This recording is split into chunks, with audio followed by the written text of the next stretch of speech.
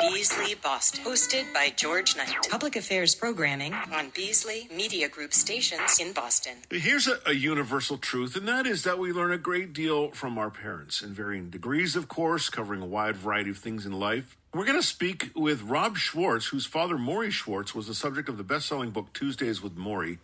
Rob is the editor of a book his father wrote that's recently been released, and we're going to learn about what's in the book, what wisdom it contains, and what Rob learned from his dad. Rob Schwartz, thank you so much for coming on. I appreciate it. Thank you so much for having me. I'm really, really happy to talk to you, a Boston area legend. You know, I grew up in this area. I am from here, even though I lived overseas for a bunch of years. Yeah. Well, this is a treat for me.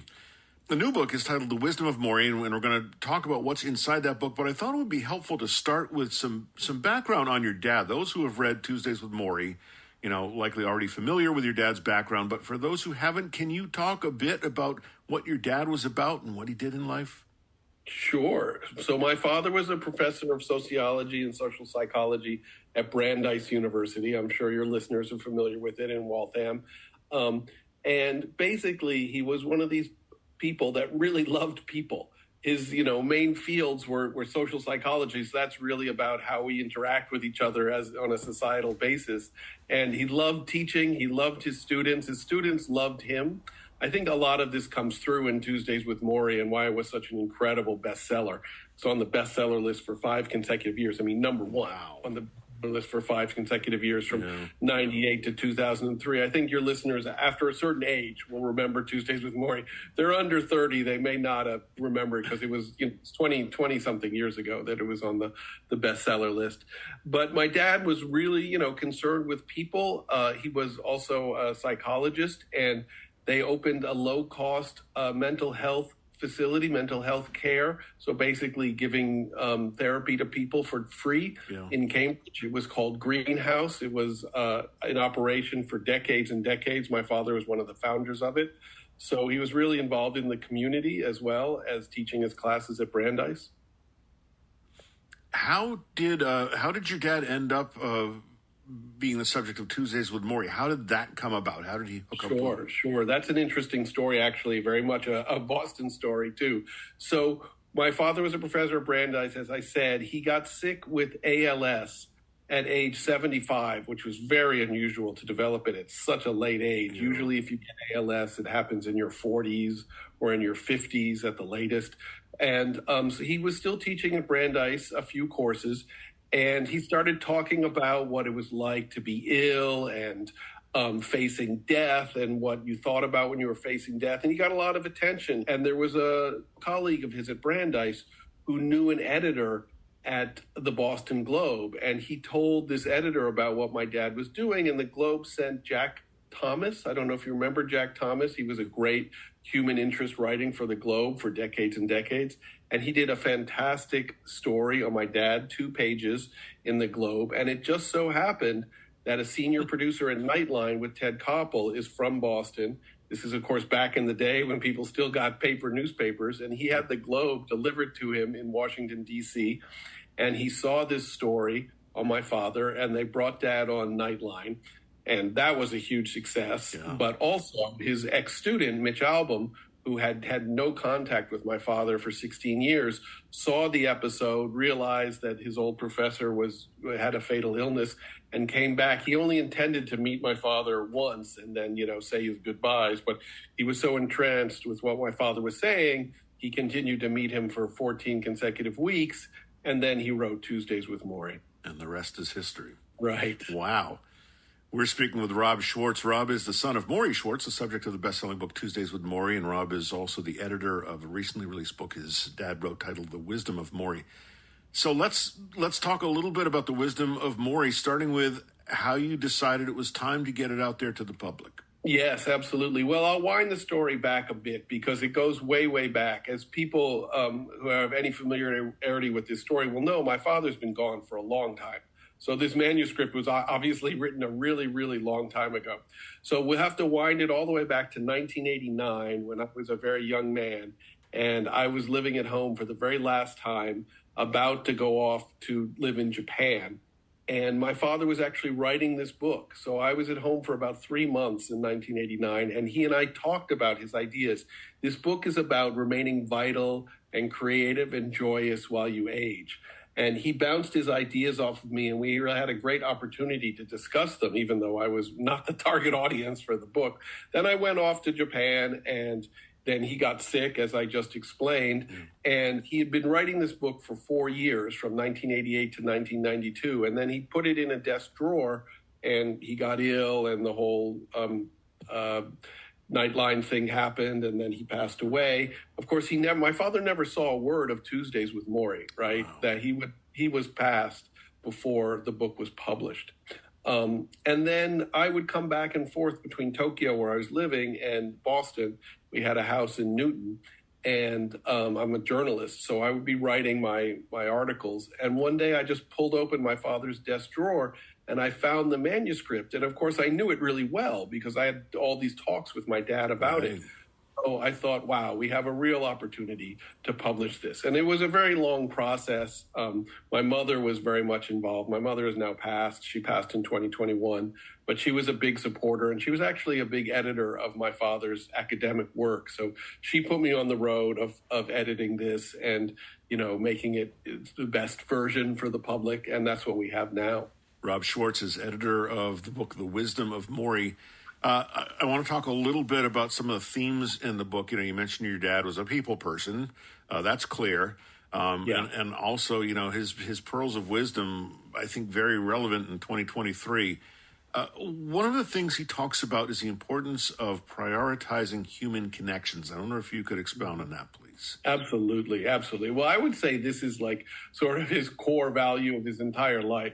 There's a lot of other techniques and ideas in this book we can discuss, but this one is probably his core value. Your relationship with other people, your connection with other people, whether that's your family, your friends, your colleagues, or other people in your life. And he really thought that you had to prioritize that, especially when you're getting older. You don't know how much more time you have left. Really treasure those relationships, give them as much energy as you possibly can, honor those people, be open to what they have to say to you, and try and, communicate with them as honestly as you can. As you know, for elderly people, for people who are aging, sometimes it's hard to communicate how they're feeling or what their needs are, et cetera. Your dad also promoted living vibrantly at any age, which I don't think is something that's easily done for everyone. How did he talk about how someone can live vibrantly even when they're aging? Yes, he has many ideas on how to do that. And that certainly was the reason why he wrote this book. He saw, seniors who just seemed to withdraw from life and just sit in a chair. And he thought that was such a mistaken way to live. He feels it's so important to be engaged with the world, whether that means engaged with your relationships, as we just discussed, or also he talks about, continuing to learn. He says, focus your energy and figure out what you're actually interested in. And what you're interested in, pursue that, whatever it is, and however you can pursue it, whether it's learning more about it, taking a class, joining a club, finding people who share the same interest as you. But, don't force yourself to learn something that you find super boring. That's not what he's saying at all. Yeah. He's saying focus on what you like and then pursue it. Don't just sit back in your chair and say, well, I like that, but pursue it, learn more about it. And of course, that will excite you. So essentially, he's pushing people to be as engaged with the world as they can, with their relationships and also in the world, the things that interest them. So those are two of the main themes of the book. There's a lot of other techniques, like specific techniques that he has, but those would sort of be main themes. I have to ask, because as you're saying that, I'm thinking, okay, in 2023, it's not as easy to get that accomplished with, people with their noses in their devices and such. Do you think your dad would agree that maybe it's not quite as easy in 2023 because of the iPhone generation we live in? Yeah, well, certainly a lot of people have asked me how my father would react to social media. And I think that I'm not sure if it's not as easy I mean, maybe, getting people's attention is a little bit more difficult, but finding out what you're interested in and pursuing it and learning more about it may be easier now than when my father wrote the book. So it's kind of a balance. But getting just social media for a second, I think my dad would be very impressed on how easy it is to communicate across the world. I stay in touch with my friends in Tokyo and Asia in a split second, right? So he would be very impressed with that. But of course, he would say, if this interferes with your face-to-face interactions with people who are standing right in front of you, then it's a bad thing. And I think we all know it has started to interfere with that. So we're speaking with Rob Schwartz, who is editor of The Wisdom of Morrie, a book written by his dad, Morrie Schwartz. This is another biggie and also, I think, hard to attain sometimes. Your dad talked about finding peace within ourselves. Can you talk about what your father's advice was to get closer to that? Sure. This is a real deep one, right? Because I think it's very different for every person. So my father did have a couple of pieces of advice, some of which may work for you, some of which may not, one of which is quite general, which I'll end with on this question.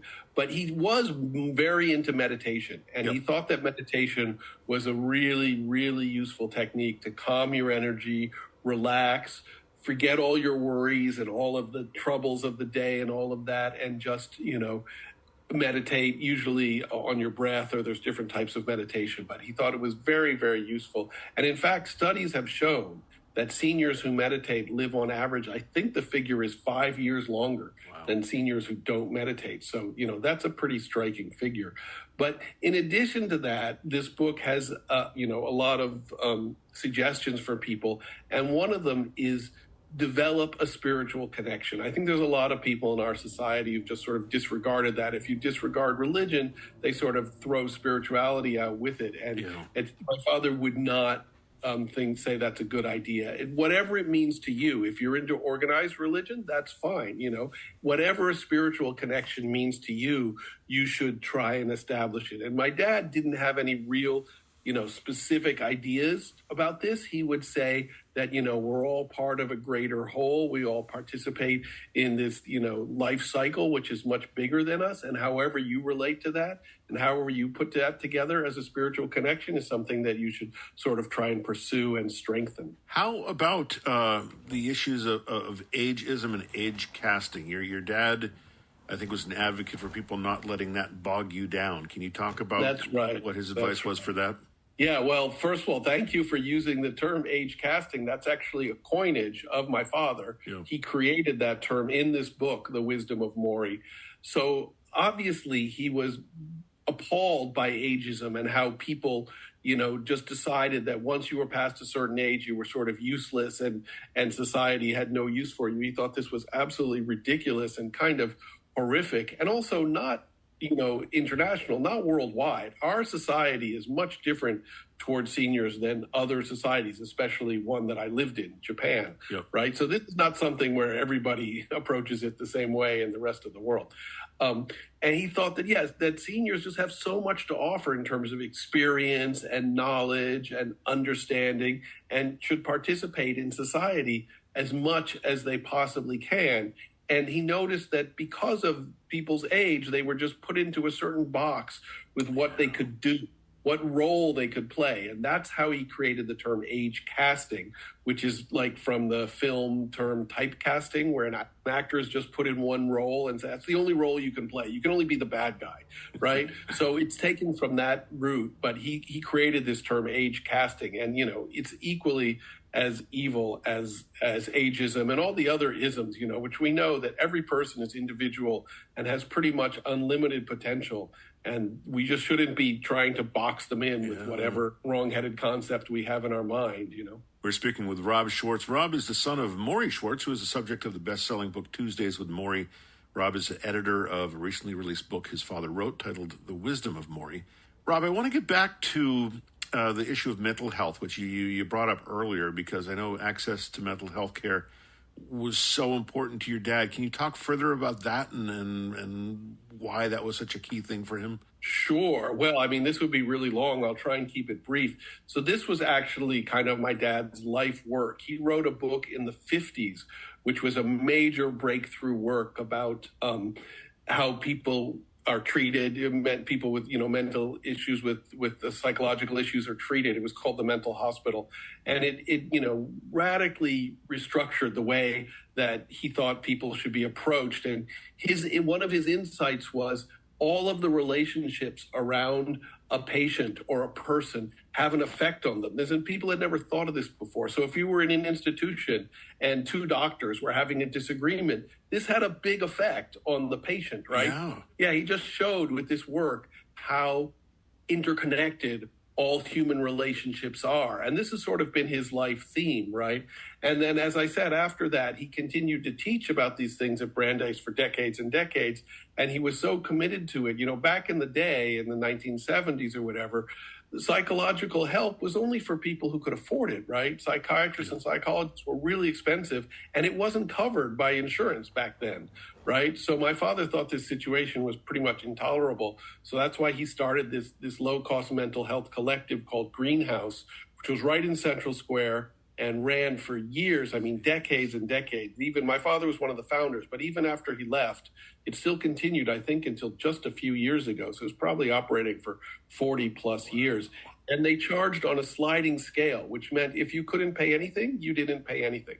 But they didn't let that affect your care. They still gave you, great mental health care. And this was pretty much my dad's life work. And I have to say that I feel a responsibility to carry this on. So with some other guys, we've started a benefit music festival. Music has been one of the fields that I've been involved in, the music business. So we started a benefit music festival called Onetopia, Onetopia. The website is onetopia.com. It's going to take place next year. It's going to be a benefit festival. All of the proceeds are going to go to mental health organizations. We've started a foundation to distribute all of the money. None of us are taking any pay for putting on this festival. And, I hope to talk more about that soon publicly. Oh, yeah. Don't get me started on down that. Where is it going to take place, the Onetopia? And I think we're going to hold it in Las Vegas. Yeah. Worth the trip. Yeah, absolutely. Yeah. And no, it'll be broadcast. You'll be able to watch this on YouTube or wherever. That's great. Yeah. We're talking with Rob Schwartz, who is editor of the book, The Wisdom of Morrie. Now, I also know, Rob, that your dad, in his retirement in particular, got involved in peace studies, the need for inner peace and world peace as well, inner peace and outer peace. Can you talk about some of the things he did with that? The pursuits of Absolutely. I'm not 100% sure of this one, but I believe that he's also one of the founders of the Peace Studies program at Brandeis. Yep. He and a professor called Goody Feldman, who recently passed away just last year, who were both professors in the sociology department, right? And they thought it was really important to teach what peace means, right? Peace is not just the absence of war, right? Peace is getting along with everybody around you. And there's a lot involved with that, not just killing, not killing them, but, actually creating understanding with people. Obviously today, nothing could be more important than that. And I'm sure my father would be, appalled at the world events right now. But yeah, he founded, or I think co-founded, this Peace Studies program at Brandeis, and that's essentially what they taught, what it meant to create a peaceful world. Rob Schwartz is son of Morrie Schwartz, the subject of the best-selling book Tuesdays with Morrie. Rob is also the editor of a recently released book his father wrote titled The Wisdom of Morrie. Rob, can you give ways people can find out more, whether you want to give website or however you think is best to find out more about the book? Yeah, let me say that the book is called The Wisdom of Morrie. My father wrote it. Some reviewers have mistakenly said that I constructed this book from my father's notes or something like that. That's completely incorrect. Right. My father wrote this manuscript from the first word until the last word. I edited it. I took out some repetition. He wrote it over a very long period of time. So I made it tighter, but it's completely his work. His voice really shines through. I added essays on the front and the back, one about my dad and one about my mom, more or less. People are always interested in biographical information about him. And it's, available at all bookstores and all online sellers. If you want to get in touch with me, I have a website with lots of videos of my father and videos of myself. And reviews of the book. It's Wisdom of Morrie. You don't need the, just wisdomofmorrie.com. You can reach me on that website. There's an interactive part, or you can email me. I have a strange email address. It comes from an Indian word. The email is GANGAMATI Gangamati @yahoo.com. Those are all G's like George. Gangamati @yahoo.com. And I'm really happy to talk to anybody. I will give those again so people have them. The website, wisdomofmorrie.com. Rob has very nicely also given his email address. If you want to reach him there, it's gangamati @yahoo.com, GANGAMATI @yahoo.com, even if I probably did not pronounce it correctly. And I want to give I'm very interested about this music festival, Rob. It's the Onetopia. Yeah, Onetopia. Yep. And this is hopefully going to be big. We're hopefully going to have real big headliners. Yeah. We're working on it. It's onetopia.com is the website there, and there's related websites as well. So if you just type in Onetopia, ONETOPIA, it'll pop up. And pay attention. It should be I think about a year from now, September 2024 is what it's slated for. Well, we'll get you back on to talk about that too when it gets closer. Thank you so much. I know that you're a musician yourself, and you jam out on the bass. It's well known. You've done your research, I see. Rob Schwartz is the son of Morrie Schwartz, subject of the best-selling book Tuesdays with Morrie. Rob is the editor of a recently released book his father wrote titled The Wisdom of Morrie. Rob, it has been so interesting learning more about your dad and his life and what we can still learn from him today. And I really appreciate you coming on and sharing that with us. Thank you for your time, Rob. Appreciate it. Oh, thank you. And as I said, it's my pleasure because, anything that's focused on Boston, I love. You know how us Bostonians feel about Boston. Yeah. Thank you so much, Rob.